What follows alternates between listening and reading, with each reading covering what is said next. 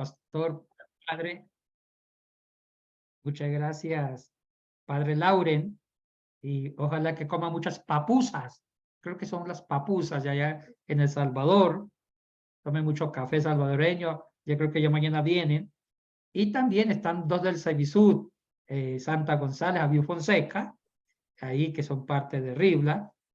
Y también a Katy, muchas gracias, Katy, por estar con nosotros. Usted está en el Verbo Divino, ¿cierto, Katy? Ahí está, en la Sí. oficina.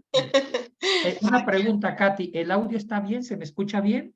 Perfecto, sí. Si hay un problema, me avisa. Yo, hija, ahí me interrumpe. Para... Bueno, muy contento, es un grupo muy bonito. Ya he estado en algunos cursos meses atrás. Veo que hay un buen grupo, hay 103, pero me decía el padre que a partir de 10 minutos a las 5:10 aumenta el grupo, pero hay un buen grupo, muy bonito. Y también algunos amigos que invité a Mario de Guatemala, Olga Vascuñán de Chile, y también está Ana López de Puerto Rico. Y sí he visto a varios que he conocido durante todo este tiempo. Un fuerte abrazo a todos. Mire, saludo a los que siempre veo ahí, a Narcisa, a los que colocan la cámara. Veo a Jorge Zúñiga, a Esperanza, a Sorluz América. Está la hermana Sorluz, un saludo, fuerte abrazo. También veo a Mario en primera fila. Bueno, ahí están todos, a Fernando Chan y Esperanza Torres. Bueno, padre, ¿cuánto, o Katy, cuánto tiempo tengo máximo? Lo que tú veas indispensable para ti. Solemos decir entre 6:15, pero a veces nos hemos ido incluso hasta las 6:30, pero lo que tú tengas preparado. Bueno, yo creo que 6 está bien para que hagan preguntas o también interactúen. Voy a dar unos 53 minutos para que tengan un espacio de dialogar, ¿sí? Bueno, me pusieron un tema muy bonito. Yo creo que están con las... disculpe que tome agüita y café. Es un café bogotano y un buen tomador de café lo acompaña con H2O, con agüita. Bueno, bueno, y si lo quieren hacer, háganlo. No tengan problema de tomar café con agüita. Me pusieron unas parábolas. El padre me había dicho. Yo creo, Katy, en el contexto están hablando de las parábolas de Mateo 13, ¿cierto? Me parece. Sí, la semana anterior ya tuvimos la del sembrador. O sea que se comenzó con la primera parábola hace 8 días. No sé si el otro domingo siguen con parábolas. ¿Siguen? Sí, sí, Sí, sí. bien. Ahora, no sé qué tocaron, pero vamos a Mateo 13. Los que han leído Mateo 13 saben que ese texto está en un gran contexto. Primero, que el contexto pequeño de Mateo 13 son 7 parábolas. Interesante, 7 parábolas. Algunos llaman a este capítulo 13 la sección parabólica de Mateo, y 7 parábolas que tienen que ver con el reino de Dios. Eso es lo más importante, con el reino. Y dice, el reino de Dios, perdón, Mateo nunca dice reino de Dios. El término de Dios lo usa Lucas. Y hay una explicación de fondo por qué Mateo no usa reino de Dios, sino Lucas. En cambio, Mateo usa el reino de los cielos. Por una explicación judía, ya que los judíos evitaban llamar a Dios directamente por Dios y usaban ciertos términos que relacionaran con Dios y usaban términos que tengan que ver con la trascendencia, decir reino de los cielos, como un término muy frecuente en Mateo. O para los judíos rabínicos, en el periodo intertestamentario, dicen el reino de las nubes, dando a entender que las nubes es algo trascendente. En otras palabras, usar nubes o cielos es una palabra muy relacionada con la trascendencia de Dios. Como Dios es trascendente, usan cielos, usan nubes, estrellas, etcétera, etcétera. Y Mateo escribió un evangelio muy judeocristiano. Dicen que fue un evangelio diseñado para la primera iglesia judeocristiana de Jerusalén. Esa es una teoría sobre los destinatarios de este hermoso evangelio. Un evangelio judeocristiano, la primera iglesia judeocristiana nacida en Jerusalén. Y por eso que el evangelio de Mateo es muy judío. Mire, es el evangelio que más cita el Antiguo Testamento. Lo cita 127 veces. Al citar el Antiguo Testamento 127 veces, Mateo quiere demostrar que con Cristo se cumplen todas las profecías del Antiguo Testamento. O sea que el Antiguo Testamento estaba dando un preámbulo, estaba hablando de Jesucristo.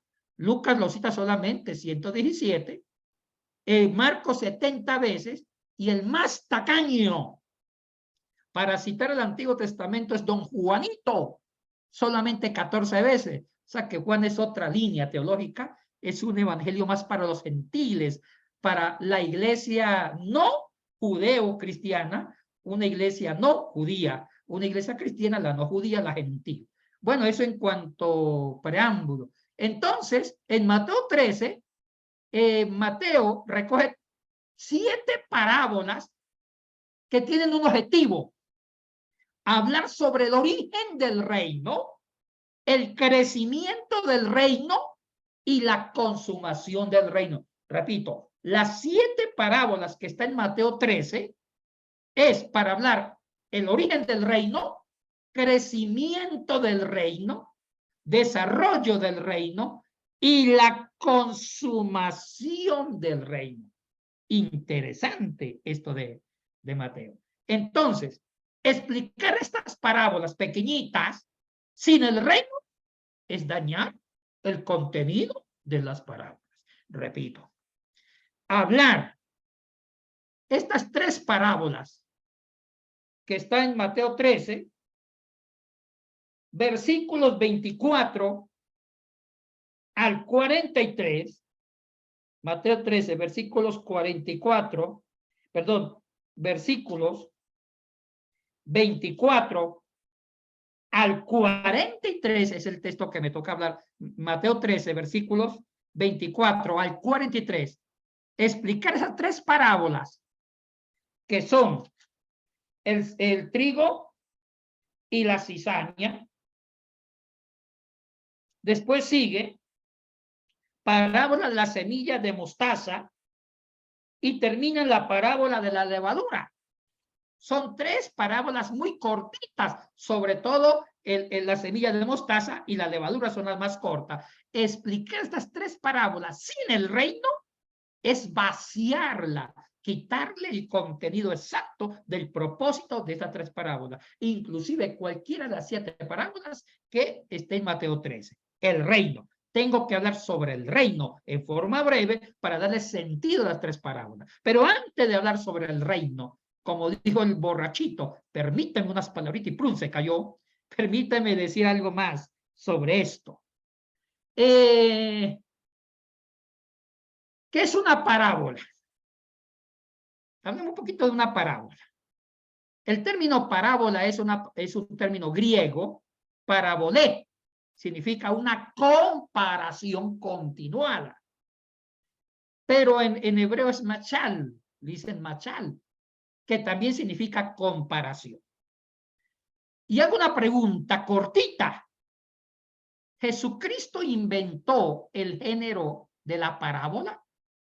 Repito, la pregunta es, ¿Jesús inventó el género de la parábola? Y yo respondo no. Ya el género parabólico existía más o menos 3 siglos antes de Cristo. O sea que estamos hablando 3 siglos antes de la presencia de Jesucristo. Y es más, me atrevo a decir que el género parabólico ya está en el Antiguo Testamento. Pero la configuración más completa del término parábola como comparación lo encontramos en el periodo intertestamentario entre el Antiguo y Nuevo Testamento. Muchos llaman el periodo de silencio. Ahí se configura la parábola como género literario.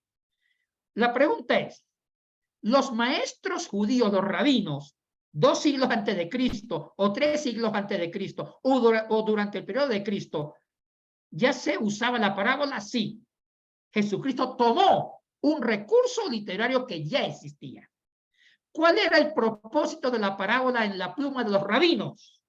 Era que la parábola la usaban para resaltar un aspecto de la Torá, o mejor dicho, para resaltar una enseñanza de la ley.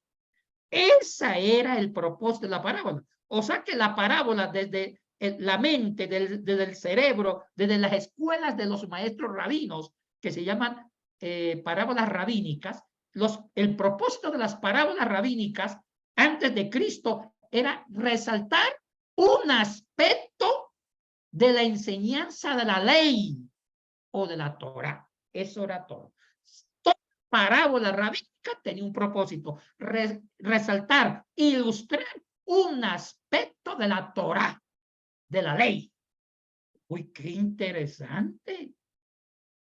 Y los maestros rabínicos, que habían varias escuelas rabínicas en los tiempos de Jesús, como la escuela de Gilei, como la escuela de Shammai, siempre usaban el recurso de la parábola para resaltar un aspecto de la ley.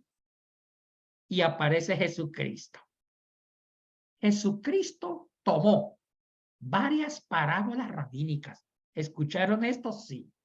Jesucristo tomó varias parábolas rabínicas, las tomó y las adaptó para ilustrar un aspecto del reino. Entonces vean la diferencia. Las parábolas rabínicas existían por los rabinos para ilustrar un aspecto de la Torá, de la ley. Pero Jesús cambió. Ahora Jesús usa algunas parábolas rabínicas, las adapta, primero las adoptó y las adaptó para ilustrar un aspecto del reino. Así como los rabinos usaban la parábola para la Torá, la ley, que era importante, era el fundamento de la religión judía, ahora Jesucristo usa la parábola para ilustrar, resaltar un aspecto de la Torá, perdón, del reino, disculpen.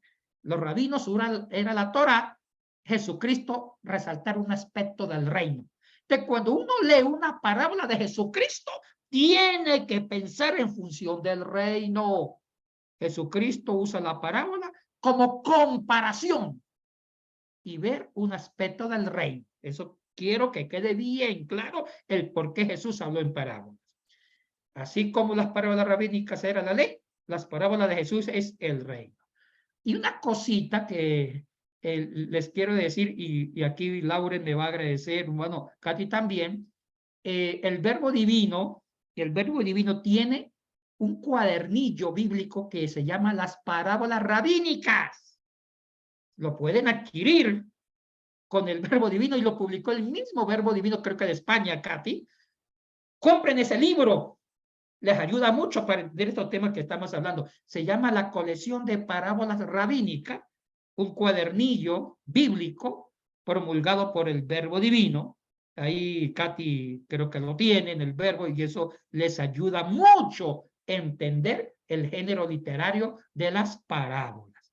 Sigamos, que esto es más apasionante que el matrimonio. Los que estén solteros no se casen. Estudien primero las parábolas y después se casen para que los cuiden de viejitos. Sigamos. Ahora, otro tema importante. Hay una diferencia con la alegoría. La alegoría es una metáfora. Es una figura literaria. Hay que tomarlo en sentido figurado. En cambio, la parábola es verosímil. La parábola usa dos elementos de comparación. Y los elementos que se usan para comparar y sacar una enseñanza es verosímil, que quiere decir que son datos creíbles, como lo que estamos hablando en la semilla de mostaza, es algo creíble, porque una semilla de mostaza es chiquita, se siembra y crece mucho el arbusto, eso es creíble. Y también la comparación es creíble, todo es creíble. Y también el buen sembrador que hace 8 días se comentó, todo eso es creíble. En cambio, la metáfora es es algo que se hay que tomar en sentido figurado. Es como decir, yo soy la puerta. eso ya es una metáfora, porque nadie es puerta. Que las culebras hablan, eso es una metáfora. Que de pronto un burro tomó un micrófono y se puso a hablar, eso es una metáfora, porque eso no es creíble. La metáfora busca también una enseñanza, pero es sentido figurado. Y la metáfora es el corazón de la alegoría. Las alegorías se componen con metáforas. En cambio, las metáforas o las alegorías, que son de origen griego, es típico de Juan. Juan no usa parábolas, Juan usa alegorías. En cambio, los evangelios sinópticos, Mateo, Marcos y Lucas, usan parábolas. Bueno, esas son algunas cositas importantes introductorias que hay que tomar en cuenta. Entonces, ya hablé que es una parábola. Una parábola es una comparación que Jesús tomó el recurso de las parábolas de las escuelas rabínicas para ilustrar un aspecto de ¿qué? Del reino de Dios. Del reino de Dios. Ahora sí. Yo no puedo hablar de las parábolas de Jesús sin tocar el reino. No puedo hacerlo. La única forma que van a entender las parábolas es hablar del contenido. Yo puedo hablar 4 horas sobre las parábolas de Jesús y si me esfuerzo en hablar 20 horas y no toqué el reino, no dije nada. Eché carreta. Fue pura labia, pura paja. Tengo que hablar del reino para que entiendan las parábolas. Y les voy a dedicar unos 15 minutos sobre el tema del reino, que es el corazón de las parábolas. Dije, y aquí lo dice. Aquí lo dice. En Mateo 13, versículo 24, le refirió otra parábola diciendo, el reino de los cielos es semejante a un hombre que sembró buena semilla en su campo. El reino de los cielos es semejante. Hablemos del reino. Vamos al corazón. Muchas personas no entienden qué es el reino, porque en los evangelios no, excepto uno, no hay un texto que diga qué es el reino. No hay un texto claro que diga qué es el reino. Jesucristo habla mucho del reino en parábolas, pero como que nos da un sabor amargo, porque a veces nuestros cerebros quieren algo más profundo, lógico, concreto. Y uno dice, Jesucristo, ¿qué es el reino? Compara la semilla, el sembrador, la red, el tesoro escondido con el reino. Entonces, ¿qué es el reino? Y hay un texto que para mí es el único de todo el Nuevo Testamento que dice qué es el reino. ¿Cuál es el texto? Anoten. Lucas, capítulo 17, en los versículos 20 al 21. Lucas, capítulo 17, en los versos 20 al 21. ¿Está por ahí Olga Bascuñán? Olga, usted me va a hacer la lectora. Va a ser la lectora de los textos que yo diga. Yo, hija, ahí le voy a indicar de Mateo. Entonces, Lucas 17, en los versículos 20 al 21. ¿Todos tienen Lucas 17? Tengan, por favor. Voy a parafrasearlo aquí. Ustedes lo siguen. Lucas 17, capítulo 17, versos 20 al 21. Estoy lista, doctor. Sí, bueno, yo después le Usted digo me cuál avisa. estoy. Sí, yo le aviso. Ya. Gracias, sí. Bueno, vamos al contexto. ¿Qué habla Lucas 17, 20 al 21? Vuelvo a repetir, ese texto que les acabo de decir es el texto donde Jesucristo explica qué es el reino. Vamos al contexto. Vamos al contexto. Estaba Jesucristo caminando cuando vienen los judíos, parece que eran los fariseos, y le preguntan, le hacen una pregunta que es la pregunta del millón. Jesús, ¿cuándo ha de venir el reino? ¿Ven la pregunta? ¿Cuándo el reino se va a aparecer? ¿Cuándo se va a manifestar el reino? ¿Cuándo va a haber reino? Paro la película, paro aquí y explico. Todos saben que todo mundo, incluyendo los discípulos o apóstoles, concebían el reino como una realidad política. sí señores, sí señoritas, concebían el reino como una realidad política. Ellos esperaban el reino en la figura de un lugarteniente llamado Mesías. El Mesías no era Dios, no, pero venía de la descendencia de David. Entonces, ese Mesías venía a la tierra con un ideal político, con un plan político, donde iba a crear, donde iba a fundar un pequeño gran imperio judío que iba a dominar sobre el mundo. Y el rey era el Mesías. Y donde iba a haber todo un poder militar, económico, político, social y también una revolución religiosa. O sea que el reino era una realidad intrahistórica, real, política, económica. Y en el reino iba a haber una prosperidad. Ese era el reino, con un lugarteniente llamado el Mesías, el Christos en griego, el Mesías.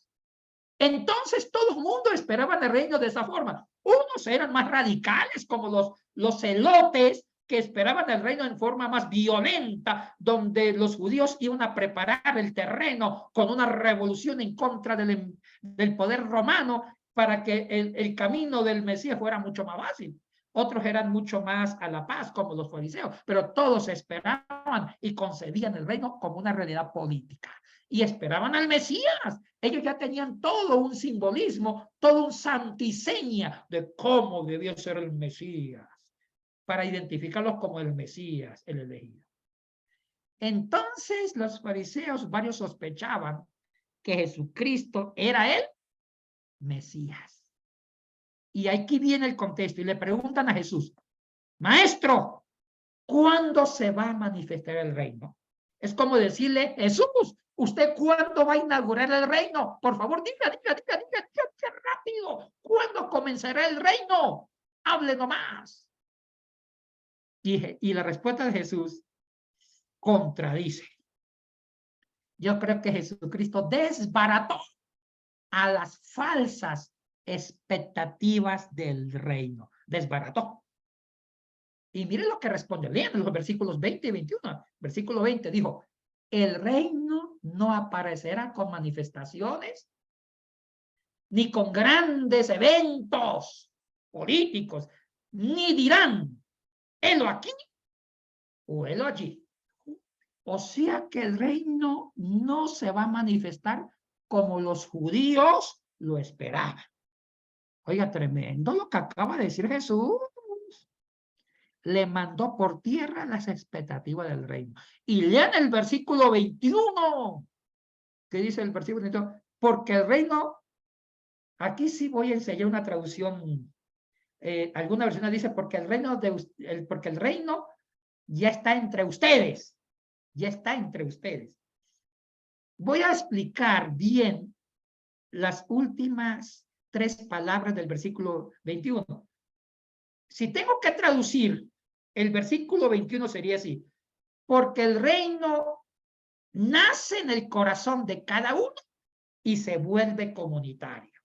Repito, si vamos a enseñar otra posible traducción del versículo 21 sería así, el reino, más que decir está entre ustedes, hay una explicación gramatical griega, más que decir que está entre ustedes sería, el reino nace en el interior de cada uno y después se vuelve externo en la comunidad de fe. Oiga la importancia de la iglesia en la sociedad.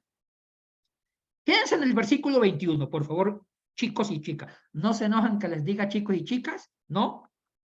Porque todos son jovencitos. Yo aquí no veo ningún viejito ni viejita. Aquí hay juventud acumulada, nada más, pero... No, eso sí que veo la juventud aquí.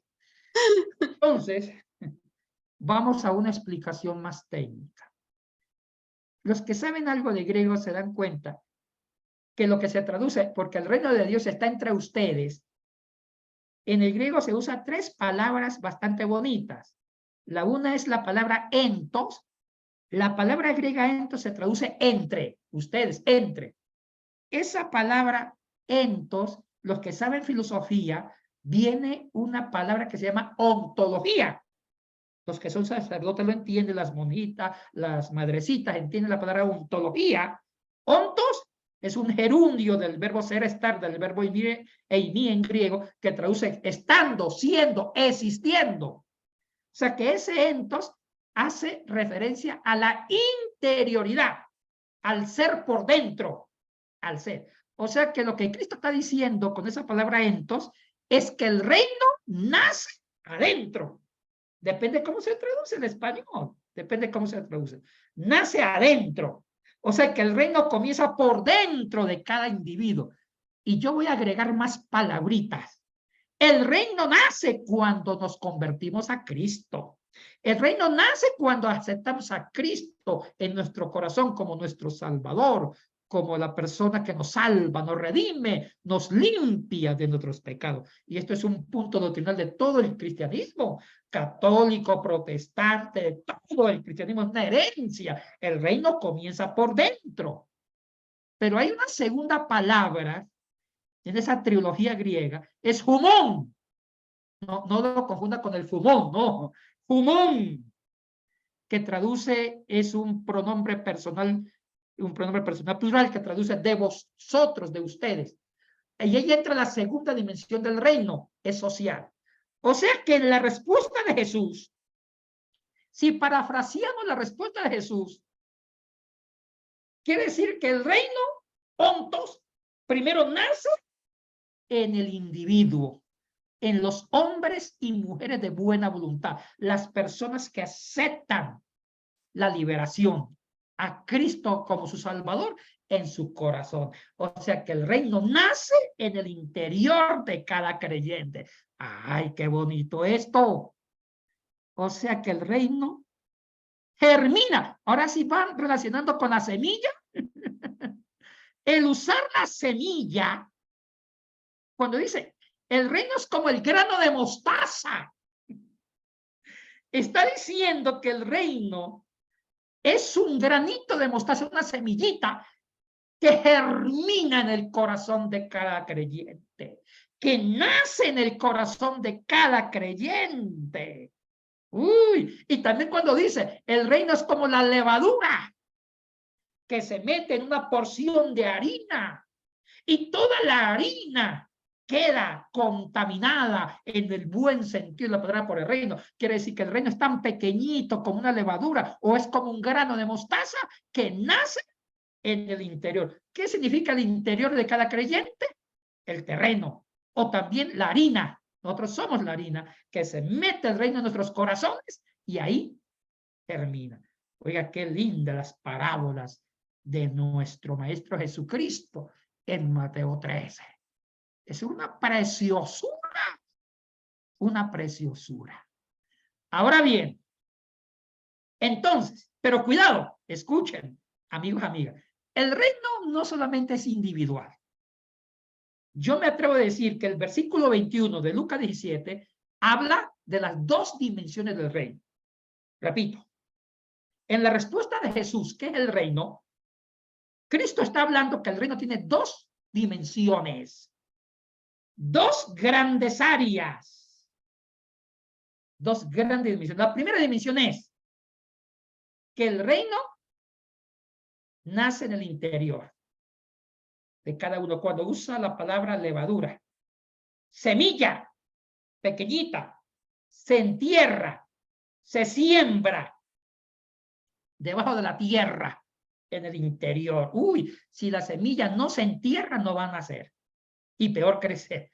O sea que la palabra de Dios nace en el interior de cada uno y tenemos que aceptarla y tenemos que cuidar esa palabra con una buena ética, con una buena devoción espiritual, con un compromiso con Dios, para que la palabra vaya germinando en el interior. Esa es la primera dimensión del reino, la individualidad. Uy, vivir ese bautismo. Y mire que eso significa el sacramento del bautismo. Yo me atrevo a decir que el sacramento del bautismo significa, en el mundo católico se llama sacramento, en el mundo protestante una ordenanza, es la semilla que nace en nuestro corazón y los padres, padrinos, las personas, la iglesia, cuida que la semilla crezca en el corazón de cada persona. Entonces, para mí, el bautismo, ese bautismo está relacionado con el reino. Se siembra esa palabrita en el corazón y cuidamos que la persona que aceptó a Cristo, que vive en el reino, esa palabra le crezca. O sea, que el reino tiene una realidad individual. Pero no todo es individual. Viene la segunda dimensión del reino, la parte social. Cuando en el griego dice humón, el reino nace del interior de cada uno y humón, y se vuelve social, porque tenemos que exteriorizar el reino, tenemos que compartir el reino con los otros miembros de fe. Oiga, aquí me parece importante la eclesiología. Yo soy un hombre de iglesia, y para mí la iglesia de Cristo ocupa un papel muy importante.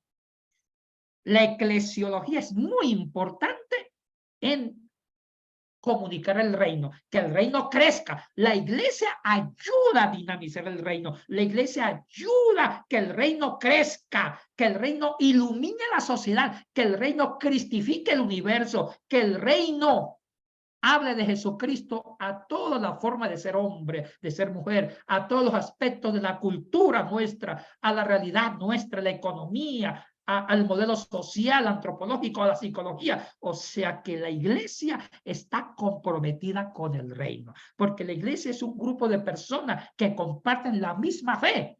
Eso es lo que se llama la parte social del reino. El compromiso comunitario del reino con la sociedad, con los desafíos contemporáneos que la iglesia recibe. Oiga, qué preciosura. Oiga, qué preciosura esa palabra del reino. Entonces, voy a poner una tareita, un minuto. Aquí tengo a la maestra, Katy. Oiga, Katy se ve igual de joven que yo. Nuestros 25 años todavía sigue de pie. Chicos y chicas, tómense un minuto. Todo en silencio, no van a hablar. Quiero que me elaboren una definición del reino según Lucas 17, versos 20-21, en base a la explicación que les di. Un minuto, nada más. Una definición del reino. Y después, ustedes tengan, bueno, 2 minutos para que interioricen este texto de Lucas 17, 20-21. Por favor, 2 minutos. Todos en silencio. Vamos. Ya leyeron Lucas 17, 20-21, ¿cierto? Digan sí. Ya. Mira, aquí hay una, sí, el reino está entre nosotros. Muy bien. Voy a dar mi definición en base a Lucas 17, 20-21. Escriban esto. El reino es un don espiritual. Es una realidad espiritual. Eso no lo podemos poner entredicho. El reino es una realidad espiritual que viene de Dios, del cielo, y se encarna en el corazón de cada creyente.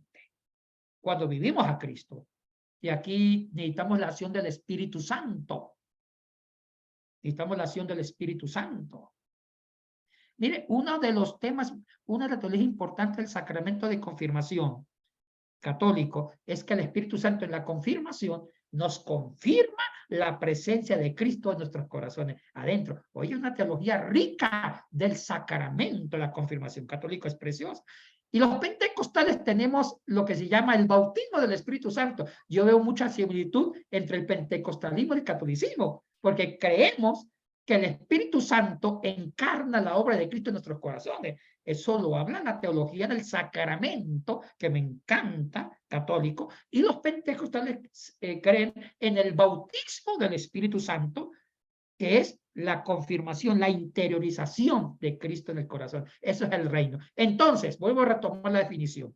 El reino es un regalo, es un don espiritual que viene del cielo, viene de Dios, y se encarna en el corazón de cada creyente, pero no se queda ahí, nos cambia por dentro y después nos comportamos como reino. Sacamos el reino y lo compartimos con los otros creyentes que viven en el reino, y eso lo hace la iglesia. Ahí entra el propósito de la comunidad de fe, de la eclesiología, que todos nos abrazamos porque todos vivimos lo mismo, el reino que nos cambió primero a cada uno, y ahorita nos unimos como iglesia para transformar el mundo.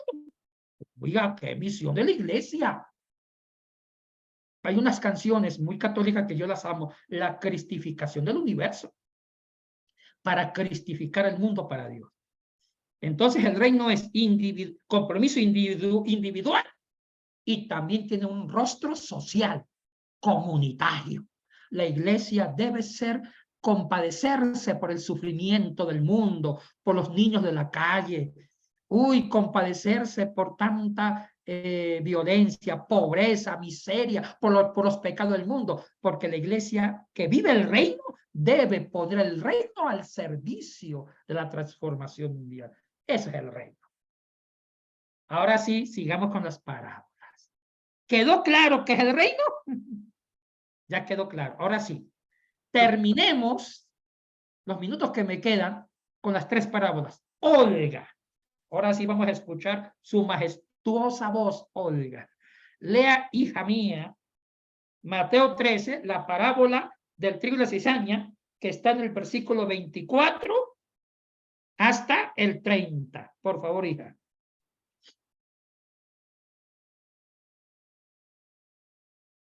Mateo 13, entonces del 24 Al al 30. Dice, parábola del trigo y la cizaña.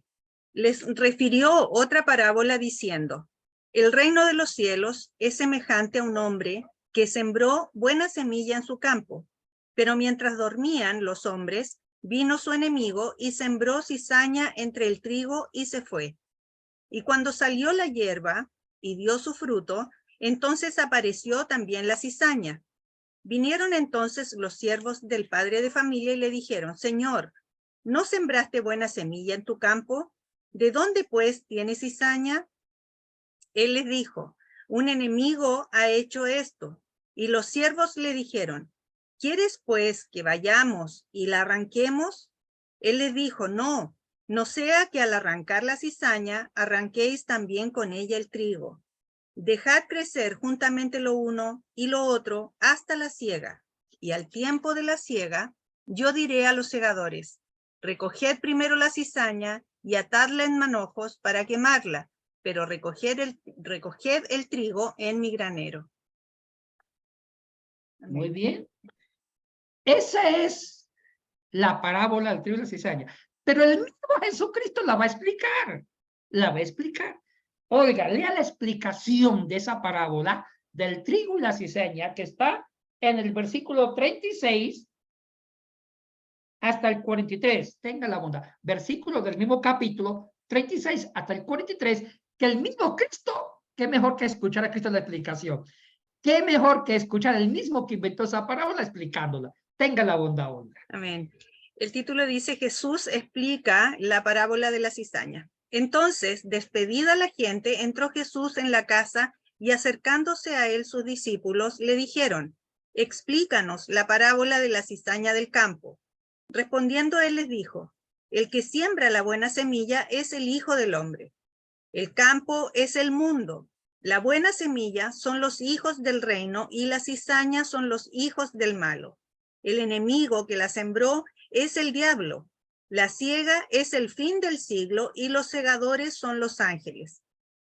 De manera que como se arranca la cizaña y se quema en el fuego, así será el fin de este siglo. Enviará el Hijo del Hombre a sus ángeles y recogerán de su reino a todos los que sirven de tropiezo y a los que hacen iniquidad y los echarán en el horno de fuego. Allí será el lloro y el crujir de dientes. Entonces los justos resplandecerán como el sol en el reino de su Padre. El que tiene oídos para oír, oiga. Gracias. Mire, qué linda explicación, como un buen maestro, Jesucristo se da a entender. Dice, la parábola es, y aceptemos esta explicación de Jesús, él mismo la está explicando. ¿Quién puso la semilla? Es Cristo, el Hijo de Dios. Cristo colocó. O sea, él mismo es la semilla que se siembra en nuestros corazones a través de la obra del Espíritu Santo. Yo uso la explicación del sacramento de la confirmación en el mundo católico y del mundo evangélico pentecostal es el bautismo del Espíritu Santo. Es que el Espíritu Santo siembra la semilla en nosotros. Ese es el bautismo. Ahora bien, esa semilla crece, pero también, ¿cuál es el campo? El mundo. Porque el creyente está en el mundo, no está aislado, está en el mundo. Y ahí nace la cizaña. ¿Quiénes son? Muchas personas que viven en la iglesia. Hay muchas personas que aceptan sacramentos o viven el mundo eclesiástico, pero no son cristianos. Son personas que no son cristianas. O sea, a veces en el mundo eclesiástico, en el mundo práctico, vemos personas malas que aparentemente viven nuestra fe, comparten los misterios salvíficos en los cultos, en las iglesias, en el caso católico en las misas, en el caso evangélico en los cultos, pero no son cristianos. Entonces a veces la iglesia acobija personas no cristianas infiltradas. Oiga, ¿qué realidad eclesiástica? Cristo nos está diciendo a las iglesias, que ustedes se encargan de vivir el reino, tengan cuidado, porque la iglesia de Jesucristo sirve para dinamizar el reino, pero también hay cizaña, hay personas malvadas que están llevando una agenda de muerte en favor, qué sé yo, de un aborto extremo, que hablan del aborto, de matar vidas, de acabar con la vida humana, cuando el evangelio es vida y la iglesia debe predicar la vida. Y a veces se nos infiltran ciertas teologías, ciertas éticas, pseudoéticas en contra del reino, porque el reino se compromete con la vida, con la santidad, con la salvación, con la liberación, con la verdad. Y hay personas que se llaman cristianas, profesan una fe, pero sus actos son de cizaña, promueven ciertas agendas abortistas y van en contra de la ética del reino, en contra de la predicación del reino. Eso es lo que Cristo nos advirtió. Tengan cuidado, iglesia. Hay personas que van promulgando un contraevangelio que significa muerte, tinieblas, cuando el evangelio del reino es vida, en favor de la vida, en contra de la muerte. Oiga, esta parábola sigue siendo una realidad muy lamentable en la vida de nuestra iglesia, porque el reino primero nos cambia por dentro. Nosotros tenemos que comprometernos con la vida. Y perdóneme, yo no los conozco, ustedes no me conocen mucho, excepto el padre, Olga, Katy y varios de ustedes. Mario, muchos no me conocen, algunos, pero yo estoy en contra del aborto. Todo lo que sea aborto terapéutico, eugenésico, control de calidad.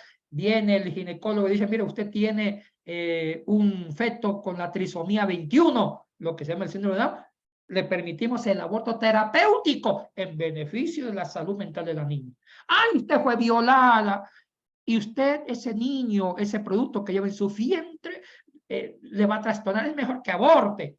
Cuando yo pienso que se puede usar la terapia de la vida, déjalo que nazca el niño y que un centro de infantil, que sea una casa de adopción, puede tomar el niño y entregarlo en adopción a otra persona. Hay muchas formas de que la mamá no tenga el niño, déjalo que nazca y que el niño sea dado en adopción para evitar el aborto, que significa muerte. Entonces, a mí me preocupa que la iglesia está siendo desafiada con toda una ideología. Yo tengo problemas con la ideología, a veces tengo problemas con la ideología de género, tengo muchos problemas filosóficos, que para mí nace de una ética atea, con Nietzsche. Bueno, no vamos a meter acá. Tengo muchos problemas con el tema del aborto, la eutanasia directa, no la indirecta, la indirecta, la eugenesia, control de calidad. Cuando todos esos desafíos éticos para mí representan más una línea de la cizaña, porque el evangelio produce esperanza de vida. Es comprometernos con la vida y dar vida donde aparentemente hay muerte. En el momento que nosotros abracemos una agenda abortista, ya estamos perdiendo nuestra identidad de vida. Entonces, todo eso lo estoy viendo como una forma de cizaña. Y el trigo debe ser trigo. Esa parábola es para contextualizarla. Esa parábola sirve para profundizarla y ver todo un problema que se nos está viniendo. La iglesia de Cristo está siendo desafiada con muchos problemas a partir de la globalización que atentan contra la vida, ya sea con la eugenesia, el movimiento, la ideología de género, el movimiento abortista. Y hay un tema que está amenazando a la vida de la iglesia, la inteligencia artificial. Yo no voy a responder esto ahora, porque no es el momento. No es el momento. No es el momento. Pero la inteligencia artificial va a llegar al momento que ya los seres humanos no son útiles. Porque las máquinas van a pensar como seres humanos. Eso para mí es una deshumanización. ¿No será eso cizaña también? Todo eso, la agenda, todo eso es la agenda que el mundo está desafiando a la iglesia. Y la iglesia como trigo, como luz, como vida, debe responder a estos desafíos. Esa parábola nos sigue hablando. Entonces dejo esto abierto para que sigan reflexionando. Olga, hija mía, lea la otra parábola de la levadura, versículo 33 al 35. Por favor. 23 al 35 del De Mateo 13. Mateo 13. 23, ya. Dice así, mas el que fue sembrado en buena tierra es el Mateo 13, Del 31. ¿perdón? Sí, Mateo 13 del 31 al Ah, 32. 31. Ya, ahí está. Parábola de la semilla de mostaza. Otra parábola le refirió diciendo, el reino de los cielos es semejante al grano de mostaza que un hombre tomó y sembró en su campo, el cual, a la verdad, es la más pequeña de todas las semillas, pero cuando ha crecido, es la mayor de las hortalizas y se hace árbol, de tal manera que vienen las aves del cielo y hacen nido en sus ramas. Así como la parábola anterior, yo le di una dimensión social, porque es una parábola de comunidad que resalta la segunda dimensión del reino, que es la iglesia, cuando se mezclan una agenda que no tiene que ver con la agenda de Cristo, que es vida, y se mezcla una agenda, intereses de muerte, que muchos cristianos dicen, tenemos que aprobar el aborto. Digo, no sé, porque el evangelio habla de vida, no habla de aborto. Entonces se mezcla, el les enseña. Esta parábola es individual. Dice que el reino es una semillita que nace en el corazón de cada uno. Pero esa semilla, que es la predicación de la palabra, se encarna en mi vida, crece, crece, y yo me convierto como cristiano en un misil. Estoy tan cambiado, pero tan liberado del pecado, que me asocio con otros. Y todo lo que yo haga es liberación, luz, transformación, gracia, compromiso, dignidad. Eso es la semilla. Es una semilla tan pequeña, pero cuando comienza a germinar y a crecer es poderosa, que hasta ese árbol se vuelve útil porque recibe nidos de todos pájaros del cielo. Mire, chicos y chicas, qué linda esa parábola. Qué linda esa parábola. Yo creo que cada cristiano debe ser un árbol que acobije a muchas personas que han perdido la esperanza de vivir, muchas personas que quieren el suicidio. Una persona que vive el reino debe ser una voz de esperanza, una voz de liberación, una voz de amor y dar esperanza de transformación en un mundo que cada día pierde la esperanza, porque los casos de suicidio siguen aumentando. Mire, esto sí que es bien importante. Cuidado con ser cristianos que solamente hablamos de cristianismo, pero no lo vivimos. ¿Se acuerdan los que son viejitos o viejitas del movimiento de la teología de la liberación en América Latina? Yo ni nacía.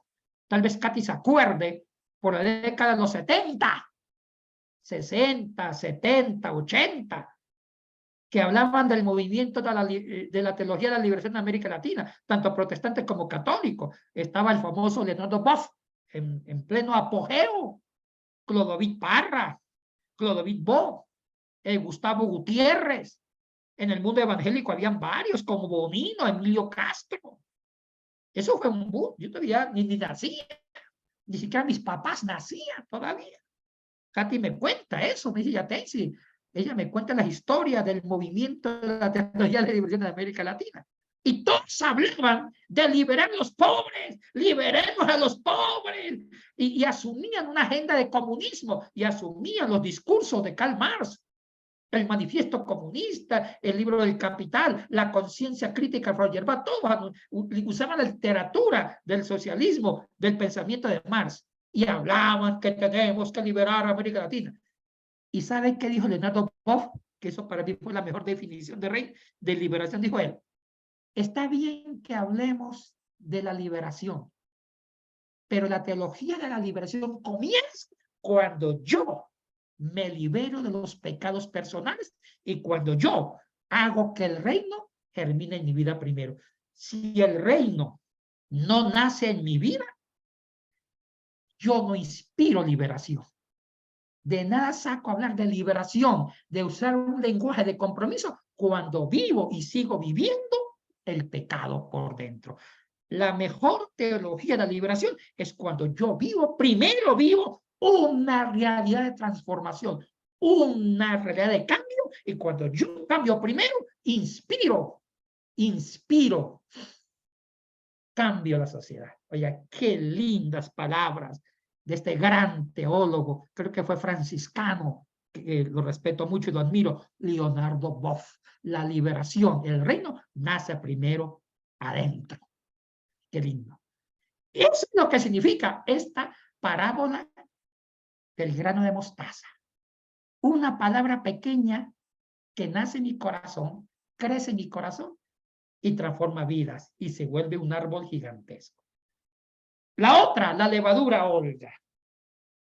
Esa está. Capítulo 13, versículo 33, hija mía. Solamente un versículo 33.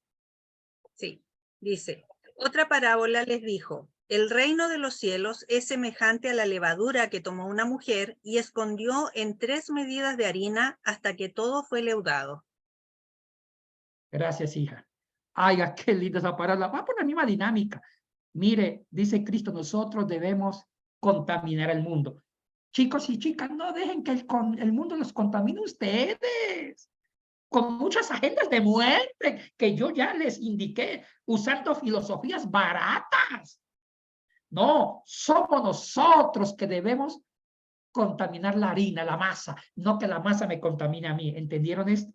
Si yo vivo el evangelio liberador de Cristo, si yo vivo el evangelio de vida, de cambio, yo no puedo dejarme transformar por una agenda de pecado, sino yo transformarlos a ellos. Chicos, yo soy más puntual que novio feo. Ya me pasé 1 minuto, no me pasé 2 minutos, hora de Ecuador 6:02, y yo dije que a las 6 terminaba. Ustedes saben que los novios feos son bien puntuales, porque no son todos, tienen la última y la única oportunidad que una mujer de fe se fije en ellos. Entre más feos, más puntuales. Yo tenía un amigo mío que era bien feo. Era tan feo que yo al lado de él era insoportablemente bello. ¿Cómo sería de feo mi amigo? Que cuando él se casó, él fue puntual. ¿Sabe qué hizo? Durmió en la iglesia. Eso es bien puntual. Entonces, chicos, Katy, he terminado mi exposición. Ahora usted, por favor, si hay un espacio de reflexión, pueden hacerlo.